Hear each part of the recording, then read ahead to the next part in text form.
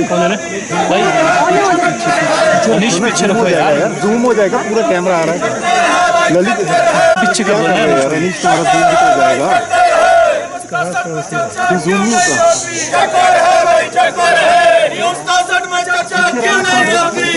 आगे मत जाना, आगे मत जाना। क्यों नहीं होती?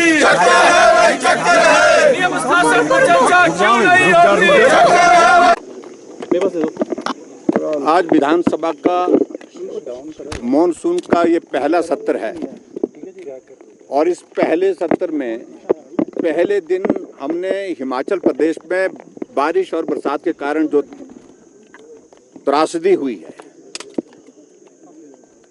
उस पर नियम 67 के अंतर्गत चर्चा मांगी है।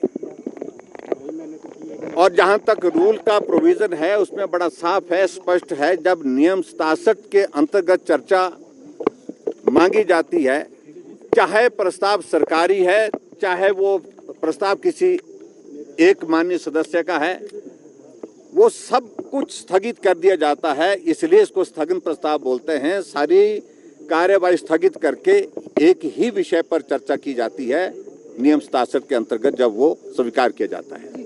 लेकिन मुझे मालूम था कि सरकार की ओर से पहले ही ये मन बना लिया था हमने कि हमने नियम 67 के अंतर्गत चर्चा की अनुमति नहीं देनी है, और इसीलिए पहले ही मुख्यमंत्री ने जो प्रस्ताव लाया है उस प्रस्ताव को लाने के पीछे मंशा एक अलग तरह की थी और हमारी मंशा बड़ी साफ थी, जिसमें राजनीति नहीं, जिसमें हिमाचल प्रदेश का हर व्यक्ति का भाव है कि इस वक्त सत्र शुरू हो रहा तो हमारा घर चला गया है, हमारा परिवार का सदस्य चला गया है, कहीं तो आवाज हमारी उठाई जाएगी सरकार के सामने, और ये जिम्मेवारी विपक्ष के नाते हम निभाने की कोशिश विधानसभा के अंदर कर रहे हैं।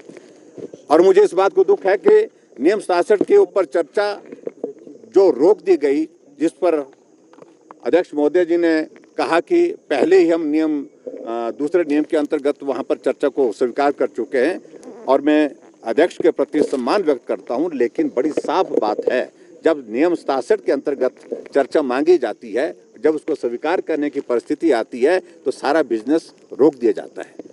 और आज की आवश्यकता है कि आपदा पर चर्चा हो और राजनीति से हट करके हो, और उसमें हिमाचल प्रदेश में कितने लोगों की पीड़ा है इस बात को अच्छी तरह से समझते हैं, क्योंकि सदी की सबसे बड़ी त्रासदी के दौर में से हिमाचल गुजर रहा है।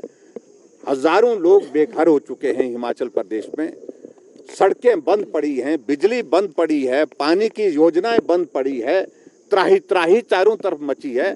तो इस सदन में सारा काम रोक करके नियम 67 के अंतर्गत ये चर्चा होनी बहुत वाजिब थी और ये बहुत आवश्यक थी। और मैं समझता हूं कि जिस प्रकार से इस चर्चा को सरकार की ओर से लाने की कोशिश की है, उसमें एक ही चीज, क्योंकि प्रदेश सरकार अपने आप कुछ नहीं करना चाहती है, सारा ठीकरा केंद्र सरकार के ऊपर फोड़ना चाहती है और केंद्र सरकार राष्ट्रीय आपदा घोषित करे, ये उनकी मंशा है। इस सारी बात को लेकर के उन्होंने इस सदन में चर्चा को लाने की बात कही है। केंद्र मदद कर रहा है, केंद्र लगातार सहयोग दे रहा है, और आज तक के इतिहास में हिमाचल प्रदेश को केंद्र की ओर से सबसे ज्यादा मदद मिली है, ये मैं बड़ा साफ कहना चाहता हूँ। इसलिए आवश्यकता तो ये थी, जो लोगों का दर्द है उसका हम जिक्र करें। सभी माननीय सदस्य यहाँ जिक्र करना चाहते हैं कि मेरे विधानसभा क्षेत्र में ये नुकसान हुआ, मेरे विधानसभा क्षेत्र में इतने लोगों की जिंदगी चले गई, इतने मवेशियों की जिंदगी चले गई, और ऐसे में उस चर्चा को रोकना मैं समझता बहुत ही दुर्भाग्यपूर्ण है। हमारे हिमाचल प्रदेश के 75 लाख के करीब जो लोग हैं, उनकी भावनाओं को आज सदन के अंदर व्यक्त करने से रोका गया है, ये मेरा आरोप है।